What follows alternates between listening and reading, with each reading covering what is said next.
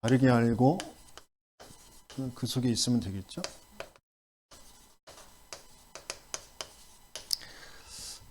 이게 누구에게 주신 말씀이죠? 가장 먼저는 모세에게. 모세가 살인자였죠.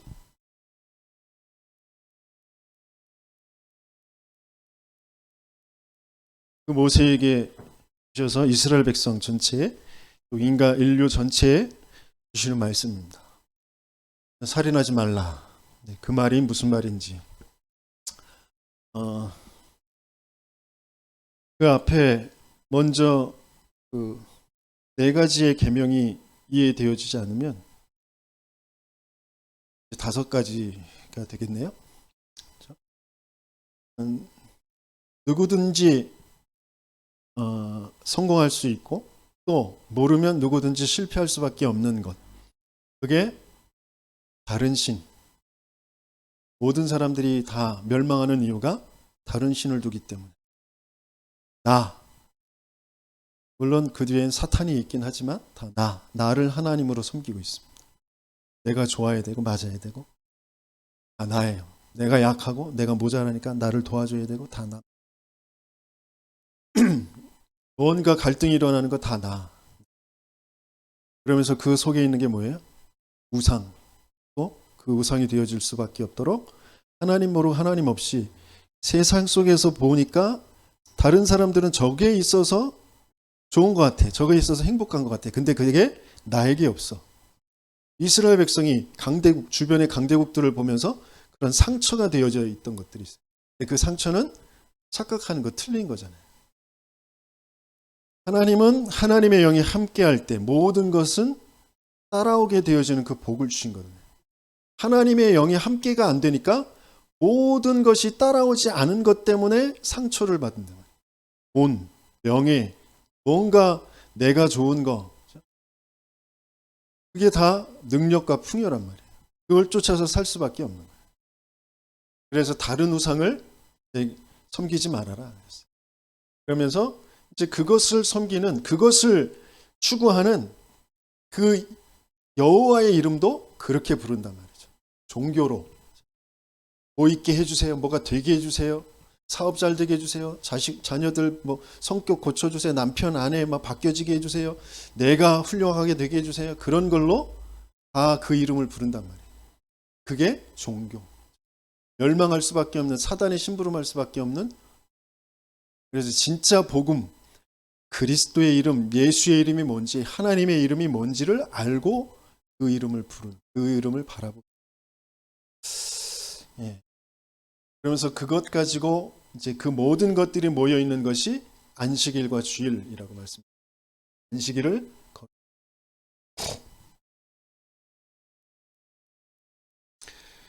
그래서 지난주에는 내 부모를 공경하라. 그러면 내가 네게 준 땅에서 네 생명이 길리라 하겠습니다. 하나님이 우리에게 땅을 주셔요. 그 땅에서 영원한 생명의 축복을 누립니다. 그 땅이 무슨 땅일까요? 진접의 땅이 있나? 서울의 땅이 있나? 아니면 저 산골짜기에 땅이 있나? 땅 한 평 없는데 하나님은 모든 땅을 다 주셨어요. 그 땅에서 우리의 생명이 길리라. 부모를 바르게 알고 내 틀린 멸망의 상태, 사망의 상태로 끌려갈 수밖에 없는 그 부모에서 떠나면, 그러면 진짜 참된 땅, 그 메시아가 오시는 땅, 하나님이 함께하는 땅, 세계를 정복하는 그 땅을 우리에게 주신다고 하셨습니다. 거기에서 내 생명이 길리라. 그러면서 오늘 또 살인하지 말라라고 하셨는데, 지금 이 시대가 또 그 시대에 따라서 우리 성도들이, 우리 교회가 또 어떻게 지금 되어 있느냐. 이스라엘 백성이 지금 자기도 모르게 세상 것이 중심이 되어 있어요. 계속 애굽 땅에서 봤던 거, 애굽 땅에서 누렸던 거, 그걸 자꾸 욕을 한단 말이에요. 그게 창세기 3장, 6장, 11장. 사단에게 잡혀가지고 그 멸망할 수밖에 없는 자기의 쾌락, 자기가 맞다고 여기는 거, 이게 훌륭하다고 여기는 거, 그 용사가 되고 명성 있는 그 네피림 되어지는 거, 그 사람들이 모여서 높은 하늘처럼 높아지는, 하늘과 비기는 그런 탑을 쌓는 그런 것이라는 것을 도무지 알지도 못하고 그걸 계속 구하고 있어요. 누가? 세상이, 또 누가? 이스라엘이, 성도들이, 교회가 계속 그걸 구하고 있어요. 그러니까 뭐하냐? 끝까지 사탄의 심부름밖에 할 수가 없어요. 하는 모든 말들, 생각, 뭔가 지금 추구하는 모든 삶이 다 사탄의 심부름. 왜? 다 우상에 빠져 있으니까. 사도행전 13장, 16장, 19장. 뭔가에 지금 집착되어져 있으니까. 뭔가 세상의 것에 지금 동화되어져서 지금 끌려가고 있으니까. 누구까지도? 성도들까지도.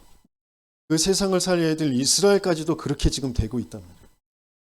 그래서 누구를 이기지 못하냐면 귀신 접해가지고 사탄의 힘을 빌려가지고 서밋이 되어져 있는 그 시대를, 저 애굽의 바로 왕을, 저 블레셋의 골리앗을 도무지 이길 수가 없는 그런 시대. 저 3단체를 도무지 이길 수 없는 그런 시대. 그들을 살려낼 수 없는 그런 시대. 내 직장에 가서 내 직장의 상사를, 사장을 도무지 도와줄 수 없는 그런 시대.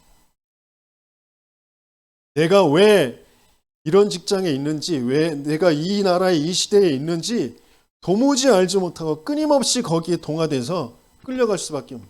계속 뭐가 없어요, 뭐가 없어요, 이거 주세요, 저거 주세요. 그렇게 살 수밖에 없는 그런 인생. 그게 지금 시대의 모습, 성도들의 모습이란 말이에요. 여기서 벗어나는 저와 여러분들 되시기 예수님을 축원합니다. 그러려면 뭐가 있어야 되냐면 비밀이 있어야 돼, 비밀. 어떤 비밀이냐? 시대의 흐름을 바꿀 수 있는 그런 비밀이 있어야죠. 그 시대의 흐름을 바꿀 수 있는 이 비밀이 이루어지는 곳, 그 비밀을 하나님께서 이루시는데 그 비밀을 이루시는 그 장소가 있어요. 그 현 주소, 지금도 그 비밀을 이루고 있는 그곳이 있단 말이에요. 거기에 우리가 있으면 되죠. 그것이 어디냐? 지금도 하나님께서는 보호자의 그 축복을 가지고 역사하시고 계십니다. 지금도 하나님은 시공간 초월하는 그런 역사를 가지고 지금 모든 것들을 움직이고 계십니다. 이것을 믿는 자들에게, 이것을 가지고 있는 자들에게 237 살리는 그 빛의 그 비밀과 축복으로 역사하시고 계신다. 이걸 누구에게 주셨냐면 이 땅의 문제가 유일한 문제, 사단에게 속아서 하나님 믿지 않고 하나님 떠나버린 그 문제라는 거죠. 그래서 이 땅의 답은 그리스도 말고는 답이 없다. 사단의 권세를 깨뜨리고 죄 저주자에서 해방하고 하나님 알게 하고 만나게 하는 그 그리스도만 답이다라는 것을 아는 남은 자. 하나님께서 저와 여러분들을 이 남은 자로 택하시고 인도해 가시고 계신다. 그 남은 자의 그 그릇에 하나님께서는 이 비밀을 담아주신다. 그 그릇이 뭐냐? 기도의 그릇이죠. 남은 자의 그릇에. 그러면 그 남은 자의 이 보호자의 시공간 237 그 빛이 어디에 담겨지게 되어지냐면 하나님의 형상으로 되어져 있는 나의 형상. 내 형상이 하나님의 형상으로 회복되어지는 그곳에 담겨지게 되어집니다. 하나님이 하나님의 호흡을 불어넣어서 나를 생명이 되게 하셨다 그랬어요. 영적인 존재로 영혼의 이 보호자와 시공간 237 빛을 우리에게 담아주시는 거죠. 그죠? 이렇게 담아주시는 거예요. 그래서 우리에게 에덴의 그 축복을 누리게 하시는 거죠. 내가 있는 것이 하나님의 나라가 되어지는 그런 비밀과 축복을 주신단 말이에요. 이걸 가지고 이게 회복된 사람들이 모든 걸어가는 걸음마다 그 걸어가는 그 광야길이 녹록지 않더라도 그죠? 뭔가 문제가 오고 어려움이 오고 갈등이 오고 시험이 오고 고난이 오고 핍박이 오고 환난이 오고 질병이 찾아오고 실패가 찾아오고 내 연약함이 계속 발견되어지고 그 길을 간다 할지라도 이것을 가지고 계속 뭘 바라보냐면 여호와를 바라보는 것. 그게 순례자의 길이에요. 순례자.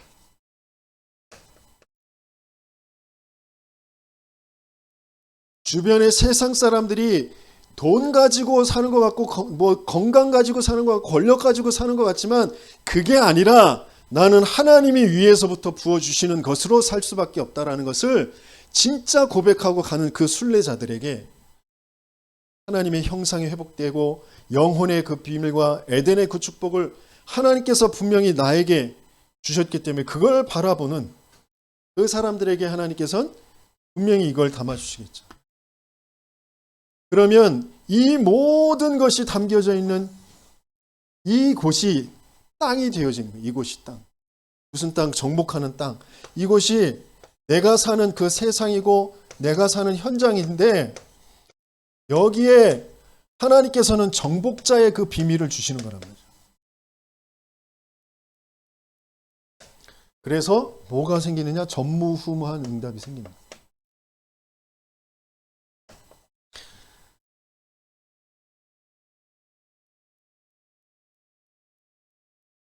진짜 저와 여러분들에게 지금도 이루어지고 있는 이 일이 그대로 성취되어지길 예수님이 축원합니다. 그래서 우리가 갖춰야 될 게 뭐냐? 우리에게 하나님께서는 세팅하기를 원하시는 전무후무한 세팅이 뭐냐? 바로 기도예요. 기도. 우리는 산업인 전도자란 말이에요. 산업인이면서 그냥 산업 가지고 먹고 살고 그걸 위해서 산업을 하는 게 아니라 전도자예요. 전도자. 전도자가 주고 산업이라는 것은 부란 말이에요. 주부라는 것, 가정을 잘 돌보고 이끌어야 되죠. 그런데 주부 전도자란 말이에요.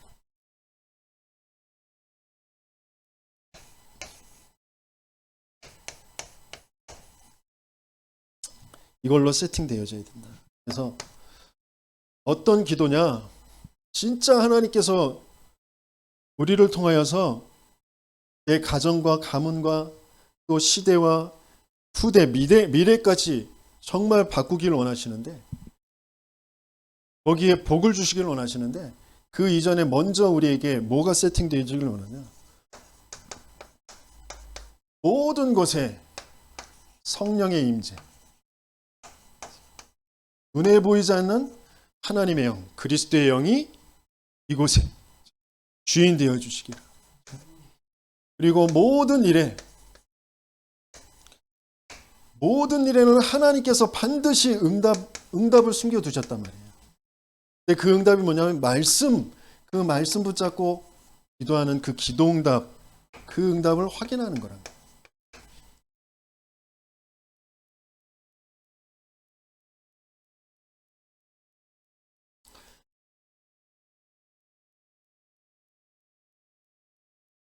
그러면서 모든 사건, 그 사건 가지고 놀라고 당하고 낙심하고 뭔가 또 집착돼서 끌려가고 그럴 수 없는 거기에서 벗어나서 하나님이 내게 주신 전무후무를 발견합니다.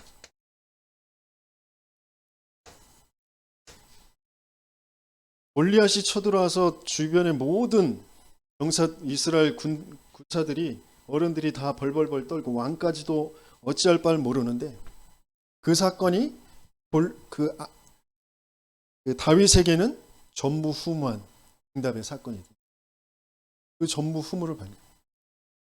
지금 이 문제가 이 사건이 그냥 군대의 힘이 모자라서 저 3m 되는 그 골리앗보다 우리가 작아서 벌어지는 문제가 아니라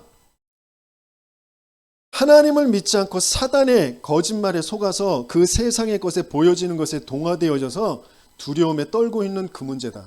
영적인 문제다. 그 영적인 문제에서 오는 정신의 문제다. 그 문제가 진짜 보여지고 그 문제의 해답은 그리스도밖에 없다. 하나님이 주시는 복음밖에 없다. 나는 만군의 여호와의 이름으로 나아간다. 그 믿음을 가진 한 사람이면 된다라는 것. 그걸 발견하는 거죠. 전무후무를 발견하는 거죠. 그래서 하나님께서 지금 우리에게 정말 원하시는 무엇으로 우리가 세팅되기를 원하시냐, 어떤 기도가 되어지기를 원하시느냐. 매일 하나님께서는 오직의 비밀과 유일성의 응답, 그리고 재창조의 역사를 가지고 지금 함께 하시고 계시기 때문에 그것을 누리는 그 기도. 이게 저와 여러분들에게 있길 예수님이 축원합니다. 그러면서 하나님은 우리에게 24, 25 영원의 그런 시간표를 주시고 그 응답을 주시는데 그 속에서 하나님은 지금 우리를 남은 자라고 했어요. 남은 자. 남은 자라는 것은 시대가 이렇게 되어줄 수밖에 없는 그 이유를 아는 거죠. 네, 복음 없어지기 때문에. 그 이유를 아는 거예요. 그러면서 순례자는 뭐냐? 그래서 이유가 없는 거예요. 핑계가 없는 거예요.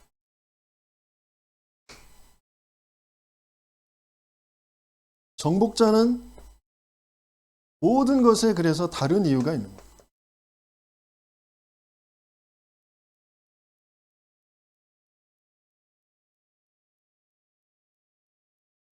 세계 복음화 때문에 내 모든 것을 다 버릴 수 있는.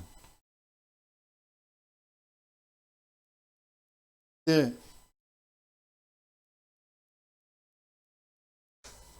이렇게 되어지려면 가장 중요한 이게 인생의 문제는 유일한 문제. 그래서 유일한 답. 그래서 절대가치 우선순위가 바뀌어지지 않으면 그 속에 내가 왜 이스라엘이 왜 이 광야길을 가고 있는지 또 엘리사는 왜 지금 선지생도들과 함께 엘리야와 함께 지금 이 걸음을 걸어가고 있는지 그 이유가 진짜 발견되어지지 않으면 자꾸 다른 이유를 찾는다니까. 엘리사에게는 다른 이유가 없어요. 내게 갑절의 영감을 달라. 그것밖엔 나와 세상을 살릴 수 있는 건 그것밖에 없습니다. 그 함께의 여정 속에서 내가 무엇을 자꾸 원하는지. 이스라엘 백성이 모세라는 그 증인과 함께 걸어가고 있는데 뭘 자꾸 핑계를 대고 있는지 그걸 발견하셔야 돼요. 그게 저와 여러분들의 모습일 수 있어요. 뭐가 자꾸 안 돼서 뭐가 없어서 뭐 이래서 이 사건 저 사건 누가 그래서 예배가 안 돼. 교회 나오기 싫대. 다 거짓말이라니까.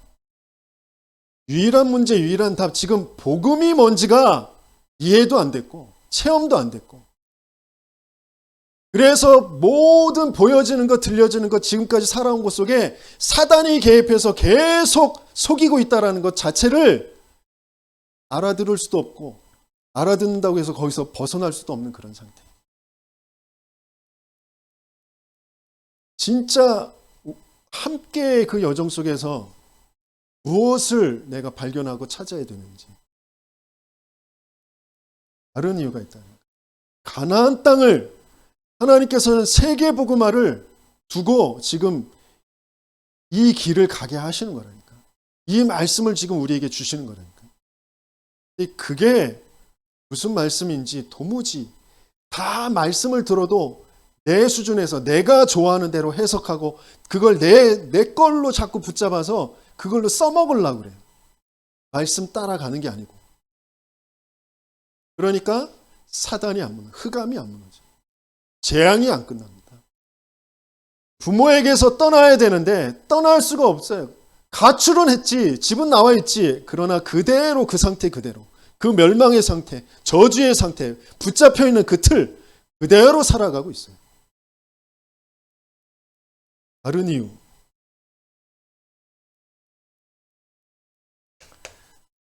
저와 여러분들은 진짜 가문자, 순례자, 정복자 그 축복 속에 있다라는 것이 정말 믿어지고 누려지는 은혜가 있으시길 예수님 축원합니다. 그러면서 오늘 살인하지 말라.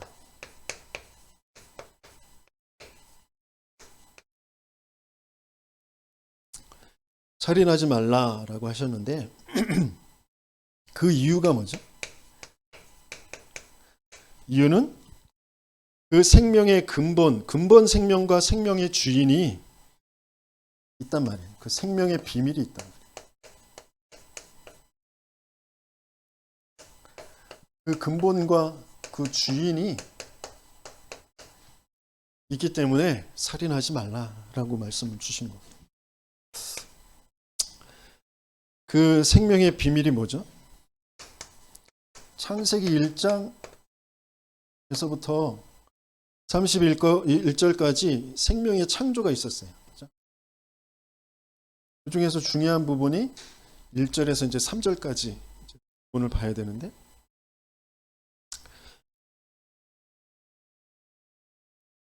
말씀을 쭉 같이 한 번씩 확인해 보고 가겠습니다. 창세기 1장 1절에 3절 읽습니다. 태초에 하나님이 천지를 창조하시니라.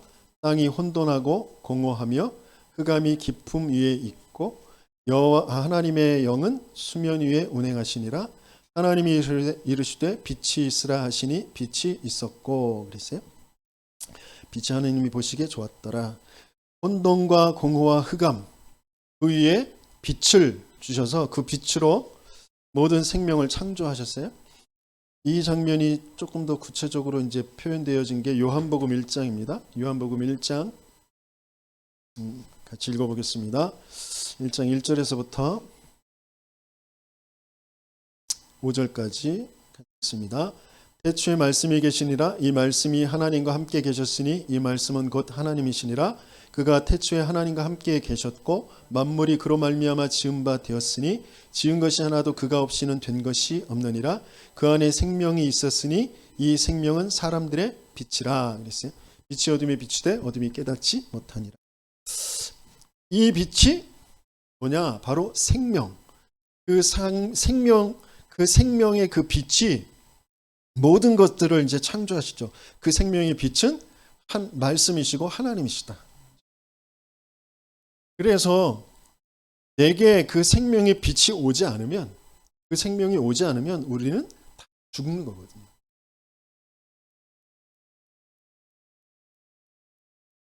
그 속에서 하나님께서는 하나님이 우리들의 형상으로 만들자. 그래서 하나님이 자기 형상으로 만드셨어요. 하나님의 형상으로 만드셨어요. 그러시면서 그 코에 생기를 불어넣었다 그랬어요. 그 호흡이 불어넣어지지 않으면 우리는 살아있는 게 아니거든요.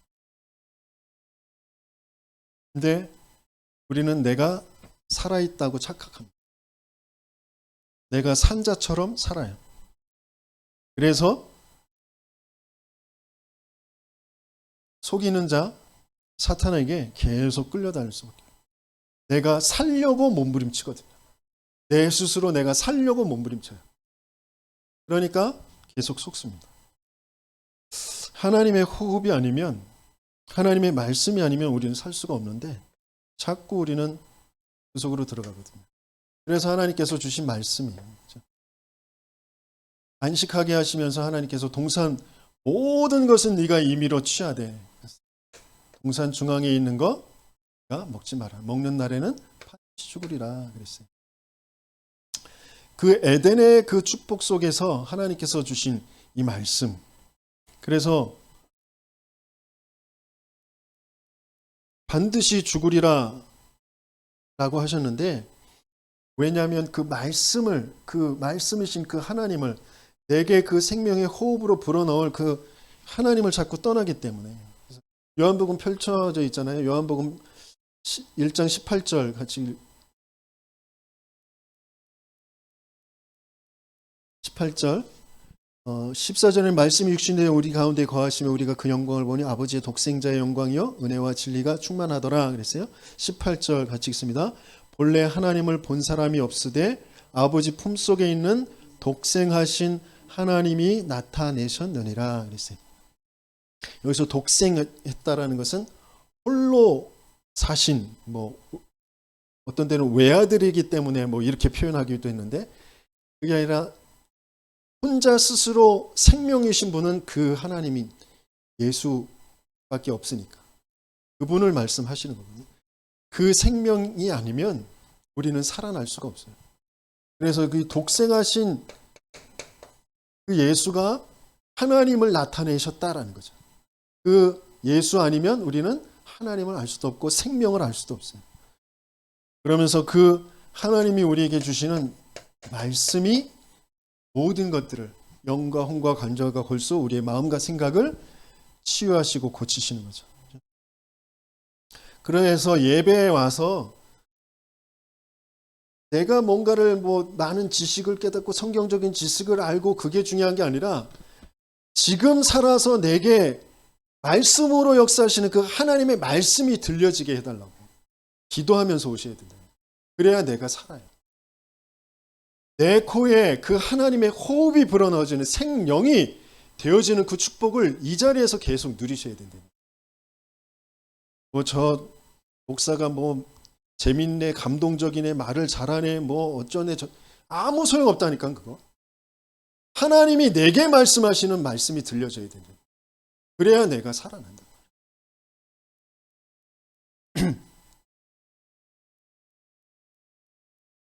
그렇기 때문에 이것을 어떻게든지 빼앗아 가는 그 존재가 나타났잖아요. 그렇죠? 창세기 3장 1절에서부터 6절까지 이 말씀을 정면으로 완전히 거짓으로 빼앗아 가잖아요. 그래서 아무리 똑똑하고 훌륭하고 맞는 말, 이치에 맞고 그럴듯하게 들리는 그 모든 말들, 그런 말들은 참고할 뿐이지 그걸 마음에 담으시면 안 된다니까. 그 모든 것들은 요한복음 10장 10절에 뭐라고 그랬어요? 예수 외에 나머지 것들은 다 도둑질하고 죽이고 멸망시키려고 온 것이다. 아무리 그럴듯하게 좋은 이론 같지만 사상 같지만 아니라니까. 참고할 뿐이에요. 시대마다 그 흐름 속에 있는 그것을 좀 참고하고 그것에 맞춰서 살아갈 수도 있겠지만 그것으로 내가 사는 게 아니라 내가 살 수 있는 건 예수밖에 없다니까. 이게 무슨 말인지 이해가 되어지고 진짜 믿어지는 저와 여러분들에게 있으면 축원합니다. 왜냐하면 그렇지 않으면 자꾸 이렇게 살아가거든요. 어떻게 해요?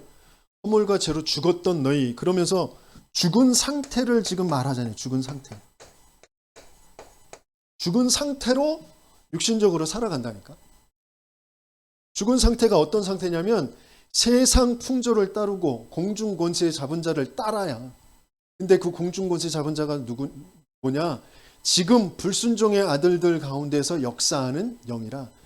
불신자들을 끌고 가는 그 영, 저 네피림들을 끌고 가는 그 영, 그 마귀 귀신 사탄, 그 영을 우리도 모르게 따라서 간다니까. 세상 풍조를 따르면서. 이스라엘 백성이 애굽, 블레셋, 아람, 아수르, 바벨론, 로마 그 문화에 동화되어져서 그 풍조를 따라서 간다고요. 육신과 마음이 원하는 대로 하려고 한단 말이에요. 능력과 풍요를 쫓아서 그것 가지고 원망하고 그것 가지고 좋아하고 그렇게 살아간다고. 그러니까 도무지 진짜 살진 못하고 진짜 멸망 상태에 있는 가문과 시대의 흐름을 바꿀 수 없는 그런 상태로 끌려가는 거죠. 그 죽은 상태. 그래서 뭐라고 그랬어요? 이런 마귀의 일을 멸하기 위해서 하나님의 아들이 오셔야 된단 말이에요. 하나님의 아들이 오신 것은 이 마귀의 일을 멸하려 하심이라. 끊임없이 빼앗고 죽이고 멸망시키는 죽은 상태로 살아갈 수밖에 없게 만드는 우리를 살리시도록 그 마귀의 일을 멸하시려고 그 예수가 찾아오셔야 돼요. 하나님의 아들이 찾아오셔야 된다. 왜?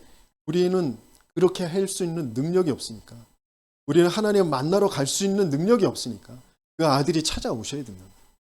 그래서 내가 끊임없이 항상 모든 곳에서 계속해서 내가 이 하나님의 아들을 자꾸 받아들이고 고백하고 인정할 수 있도록 내 영적 상태를 계속 만들어 가야죠.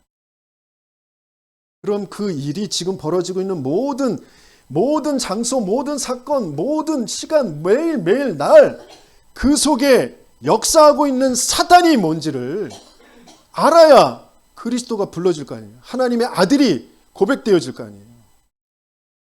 근데 그 사단의 일을 모른단 말이에요. 그냥 상대방의 일이, 사람의 일이고 사건이고 상황이고 그런 것 속에 자꾸 내 마음과 생각, 정신 세계는 동화돼서 불안하고 염려되고 막 원망이 들고 낙심이 들고 그런 쪽으로 끌려갈 수밖에 없죠. 제가 현장을 계속 도는데 순간순간 계속 왔다 갔다 한다니까요. 이곳에 분명히 하나님이 제자로 숨겨두시고 하나님이 분명히 만나게 하실 거야. 근데 매일매일 안 만나죠. 안 되나 봐. 내가 해서 안 되나 봐. 나는 안 되나 봐. 또 그런 생각에 또 잡힌다니까. 그게 누구의 일이에요? 그게 사탄의 일이라니까.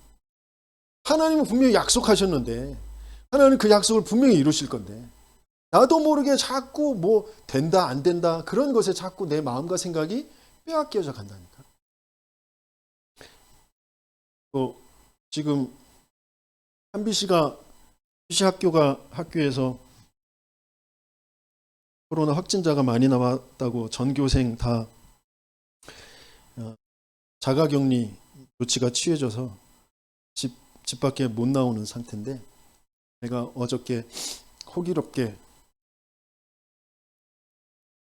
자가격리가 무슨 말이야? 예배 드려야지 렘넌트가 예배 드려야 된다고 그랬더니 세비 씨가 찾아봤더니 자가격리에서 벗어난 게 발견되어지면 1,000만 원 벌금 1년 이하의 징역이라고.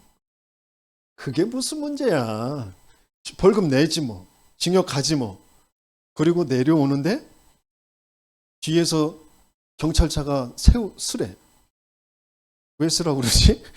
그래서 썼더니 신호 위반했다고 세우더라고. 그래서 앞차 따라서 왔는데 거기 신호 위반했구나. 인정은 됐는데 억울한 거지. 앞차든 왜 안 잡고 왜 나만 잡아?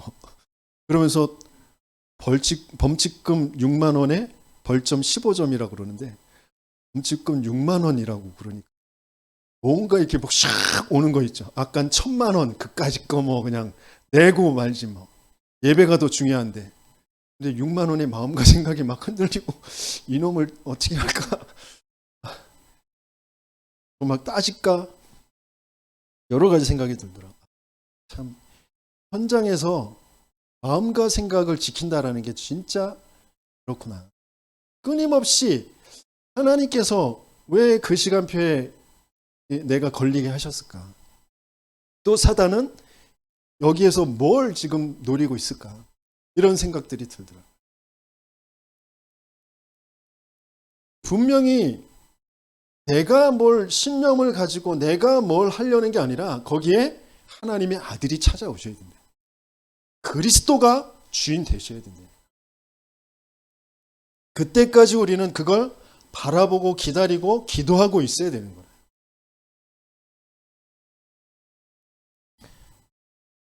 또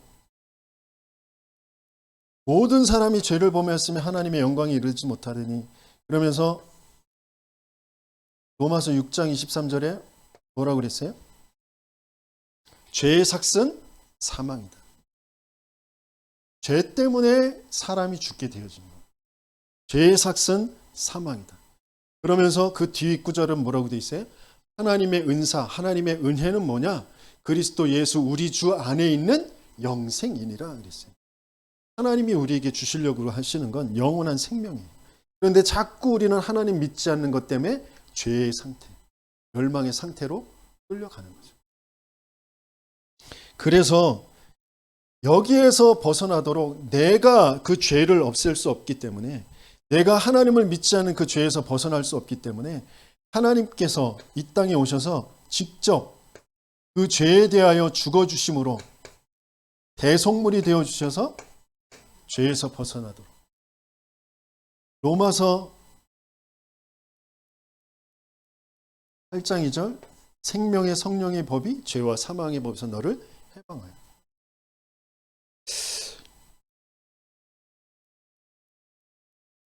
진짜 이 사실이 믿어지고 누려지는 저와 여러분들 되시겠으면 축원합니다. 살인하지 말라는 그 이유는 생명의 비밀을 분명히 붙잡으라는 거죠. 참된 생명의 주인을 만나야 된다는 거죠. 그래서 요한복음 17장 3절에 보면 영생은 곧 유일하신 참 하나님과 그가 보내신 자 예수 그리스도를 아는 것이다 그랬어요. 그러면서 고린도전서 12장 3절에는 성령이 아니고는 누구든지 예수를 주라 시인할 수 없느니라. 저와 여러분들이 진짜 예수를 주로 시인했다면, 내가 정말 내 인생의 주인, 내가 주인을 잃어버려서 끊임없이 염려하고 근심하고 뭔가에 붙잡혀서 상처에 붙잡혀서 살아갈 수밖에 없었는데 참 주인을 만났다.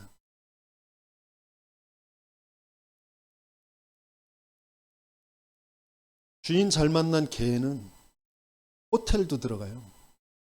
먹여주지, 재워주지, 고급이더라고. 그 먹는 것도. 개 간식도 막 엄청 비싸요.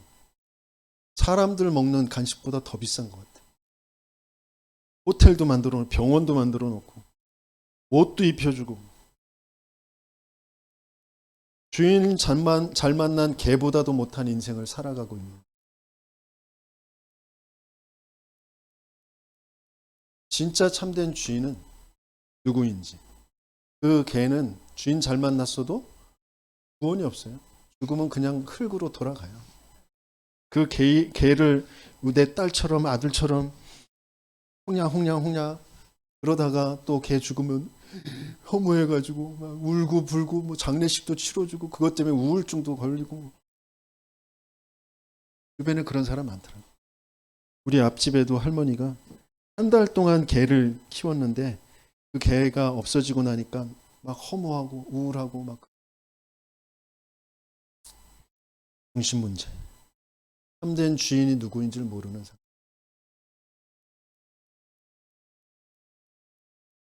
진짜 예수를 주로 믿고 시인했다면 그것은 성령의 역사예요. 우리가 잘났기 때문이 아니라, 우리가 똑똑하기 때문이 아니라 성령께서 알게 하신 거죠. 왜? 우리는 남은 자니까, 우리는 순례자니까, 우리는 정복자로 가야 되기 때문에 성령께서 우리에게 알게 하신 거죠. 그래서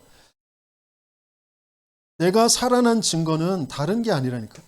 요한일서 5장 10절에서 13절 우리 같이 한번 찾아서 읽어보겠습니다. 요한일서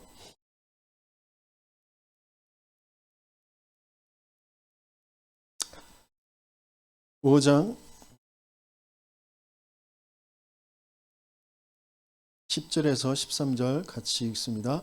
하나님의 아들을 믿는 자가 아들을 믿는 자는 자기의 안에 증거가 있고 하나님을 믿지 아니하는 자는 하나님을 거짓말하는 자로 만드나니 이는 하나님께서 그 아들에 대하여 증언하신 증거를 믿지 아니하였습니다. 또 증거는 이것이니 하나님이 우리에게 영생을 주신 것과 이 생명이 그의 아들 안에 있는 그것이니라.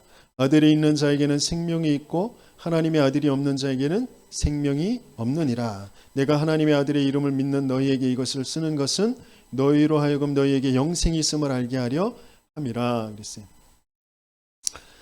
하나님의 아들을 믿는 자는 자기 안에 증거가 있고 내 안에 있는 그 증거를 자꾸 확인해야 된다니까.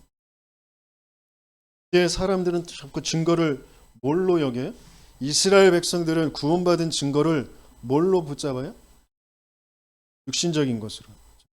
기적과 표적, 그 이사.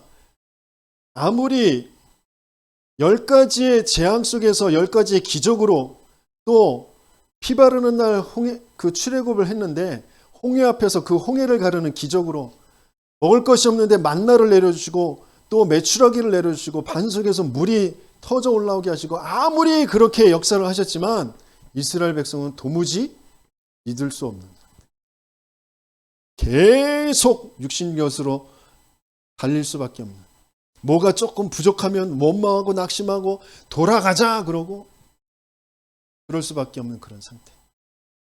그게 무슨 상태예요? 스스로 증거를 받지 못하고 사단에게 속아서 세상의 풍조를 따르는 공중권세 잡은 자를 따라서 능력과 풍요를 구하고 그 속에서 동화되어서 끌려갈 수밖에 없는 그런 상태. 하나님은 절대가치 참 복음을 아는 한 사람, 그 사람을 통하여서 모든 것을 그 흐름에 맞춰서 가지고 가셔요. 모든 것이 그 안에서 회복되어지게 하십니다. 내가 정말 그 믿음을 가지고 있느냐? 내가 정말 그 증거를 가지고 있느냐? 예수를 내가 어떻게 알고 있느냐? 그게 내가 산 자가 되느냐, 죽은 자가 되느냐?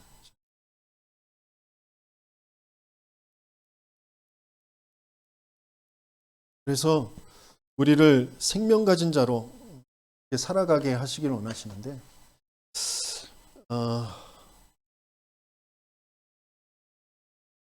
누가 살인하는 자냐? 살인하지 말라 그랬는데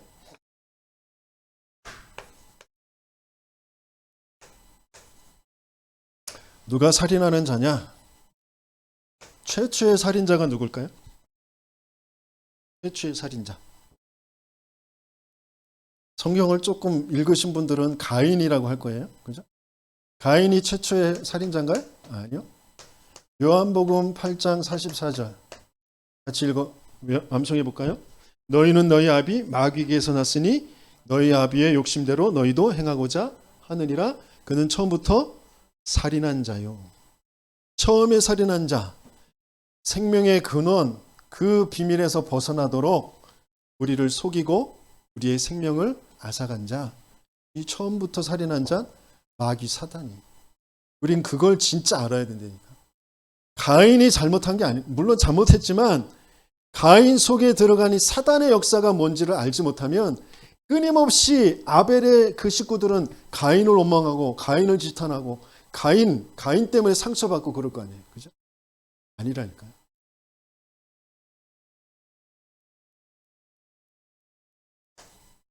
처음부터 살인한 자 이 마귀를 알아야 됩니다. 마귀의 일이 뭔지를 알아야 돼요. 그래서 예수님께서 잘 이걸 어떻게 받아들여야 될지 그런 말씀을 주셨는지 마태복음 5장 21절 22절 한번 찾아볼게요.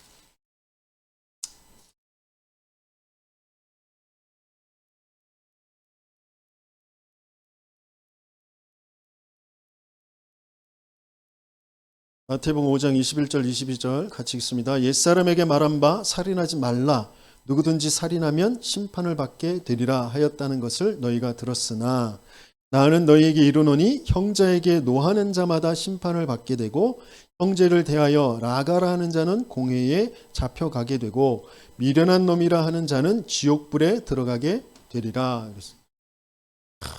참 무슨 말인가. 살인 직접 죽이는 것보다 더 중요한 게 이거다라고 하시면서 하시는 말씀이잖아요. 그죠?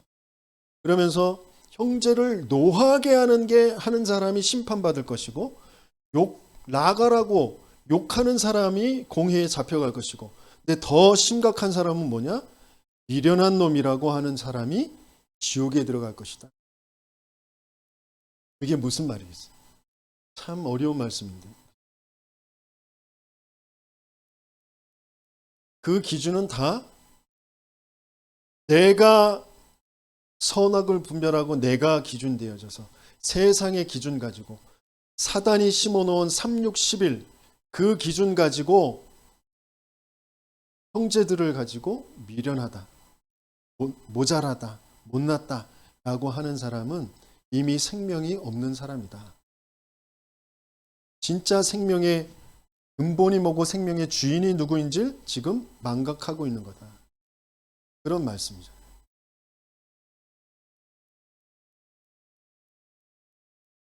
살인하는 자가 누구냐? 끊임없이 360일로 상대를 볼 수밖에 없는 자. 그 자가 살인하는 거예요. 라고 말씀하시고 계세요. 저와 여러분들을 얼마나 많은 사람을 죽였어요. 오징어 게임이라고 하는 걸 한 편 내가 봤는데 어제 엄청 사람을 죽이대. 왜 그런 게임을 만들었을까? 아니면 그런 게임에 대해서 또 이 작가는 뭘 말하려고 이걸 또 드라마로 만들었을까? 여러 가지 생각들을 많이 하게 되어집니다. 그만큼 제가 사람들을 죽이고 제 속으로 또 겉으로 표현할 때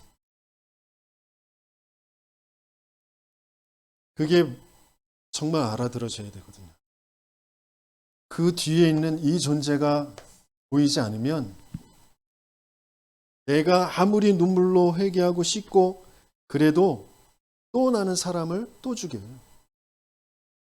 그것 때문에 또 낙심하고 또 뭔가에 또 집착되고 또 끌려가고 자꾸 그렇게 될 수밖에 없어요.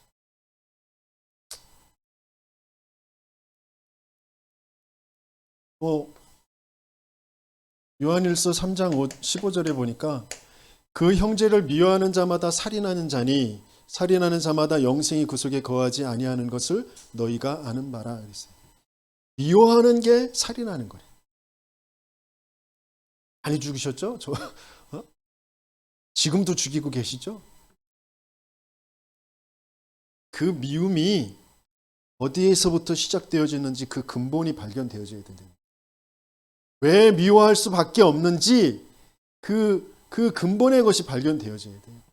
그 생각이 왜 그런 생각이 들 수밖에 없는지 나에게 심겨져 있는 그 상처, 우상이 뭔지 사단이 나를 끊임없이 자꾸 끌고 가는 게 무엇인지 그게 발견되어져야 된다. 그래서 뭐라고 하셨냐면 바울을 통하여서 에베소서 4장 26절, 27절에 보니까 분을 내어도 죄를 짓지 말며 해가 지도록 분을 품지 말고 마귀에게 틈을 주지 말아라 그랬어요. 화가 날 수 있죠. 분이 날 수 있어요. 근데 그것 가지고 죄를 짓지 말고 죄를 짓지 말라는 건 뭐예요? 생명의 근본이시고 주인이신 그 하나님을 부인하지 말라는 말이죠. 그 하나님을 믿지 않는 그 불신앙에 빠져서 저게 뭐 때문에 태어나가지고 뭐 때문에 내 앞에 있어가지고 내가 뭐 때문에 그걸 만나가지고 그게 죄를 짓는 거예요. 그리고 해가 지도록 그것을 품지 말고 해가 지기 전에 빨리 답을 내라는 거죠. 해가 진다는 건 뭐예요? 물론 하루 해가 지는 거지만 이제 인생의 종말을 말하는 거죠. 인생의 종말 끝나기 전에 빨리 거기에 답을 찾아요. 그래서 마귀로 틈을 주지 말아라.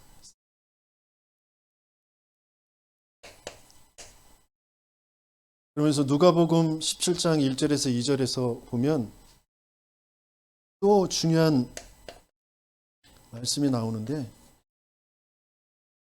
누가복음 찾아보겠습니다. 17장 1절 2절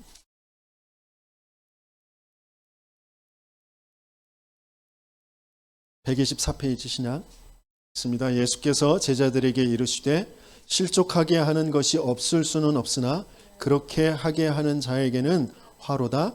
그가 이 작은 자 중에 하나를 실족하게 할진대 차라리 연자맷돌이 그 목에 매어 바다에 던져지는 것이 나으니라 그랬어요. 작은 자 중에 하나를 실족하게 하는 것, 그게 두 가지 의미일 수 있는데 연자맷돌을 매어서 그 작은 자를 바다에 던지는 것이 그보다 낫다라고 할 수도 있는 거고, 또 그 실족하게 한 자에게 미치는 그 화가 자기 스스로 연자맷돌을 메고 그 바다에 떨어지는 거가 낫다, 이렇게 표현할 수도 있겠죠. 아무튼 죽이는 거, 그렇죠? 실족하게 하는 거, 시험 들게 하는 거, 그게 실족한다라는 것은 어디에서 실족하는 거예요? 그 복음의 대열 속에 벗어나게 하는 거, 그걸 말하는 거예요. 그러니까 자녀들을 시험 들게 할 수 있잖아요. 자녀들이 어린아이가 좋아하는 거 다 준다고 해서 그게 실족하지 않게 하는 거 아니잖아요.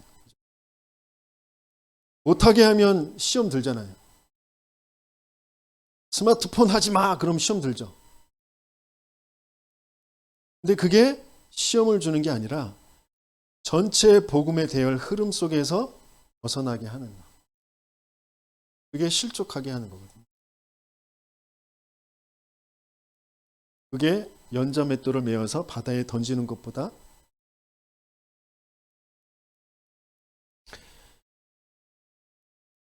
목회자가 말씀의 인도를 받으면서 물론 자기 체질도 있고 성격도 있고 여러 가지 있을 수 있어요. 그러면서 개인적으로 만나서 또 강단에서 뭔가 자기에게 찔리는 그런 메시지를 던질 때가 있습니다. 그러면 나의 친해? 날 가지고 하는 말이지. 그러면서 받는다. 그 사람은 이미 연자맷돌을 메고 던져진 사람이에요. 하나님이 나의 어떤 부분을 가지고 나에게 말씀하시려고 하시는지, 그 목사를 통하여 하나님께서 내게 원하시는 게 뭔지 그걸 질문하고 찾아낼 수 있어요. 그 목회자의 성격이 어떻고 그런 것은 나중 일이고, 그건 목회자와 하나님과의 관계에서 벌어질 일이고, 나는 하나님의 음성을 그 목회자의 입술을 통하여서 들을 수 있어야 된다. 렘넌트들이 자꾸 목사님이 인도에 가는 걸 가지고 자기 기준에 안 맞는다고 무시하거나 마음에 상처를 받거나 시험에 들거나 굉장히 위험한 일이에요.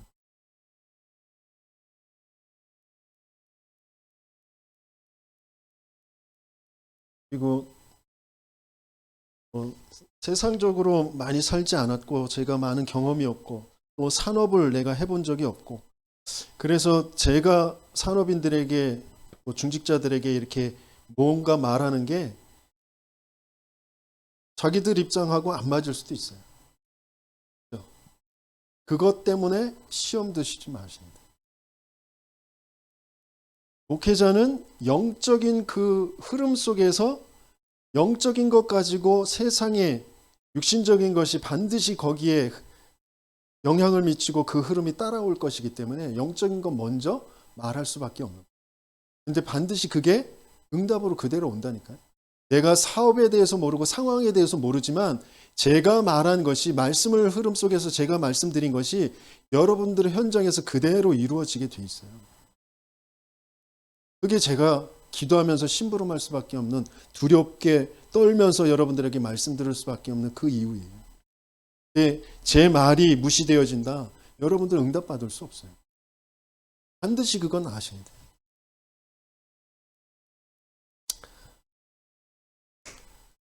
그러면서 두 번째는 모두 죽여란다. 모두 죽여. 살인하지 말라라고 하셨는데 두 번째는 모두 죽여라.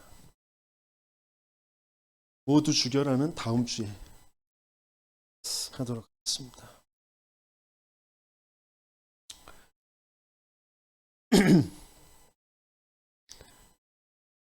그래서 여러분들이 먼저 좀 살아나려면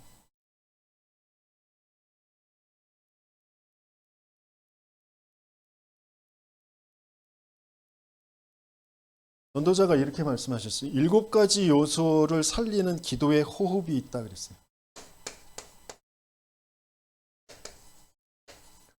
뭘 하는? 모든 것을 살리는 기도의 호흡. 그 살리는 기도의 호흡 속으로 들어가야 된다 그랬어요. 어떤 7가지 요소냐면 몸, 그리고 생각, 마음, 그게 이제 뇌와 연결되잖아요. 그러면서 더 중요한 것이 그것들이 이제 영혼과 연결되어지고 이게 보좌와 연결되어져요. 그러면서 이걸 가지고 현장에서 서는 거거든요. 7가지. 이게 중요한 것 같지만 이게 되어져야 되거든요. 영혼과 보좌가 통하는 그 비밀 가지고 몸, 생각, 마음, 뇌를 살려서 현장으로 들어가야 돼요. 이 7가지를 살리는 기도의 호흡 속으로 들어가라.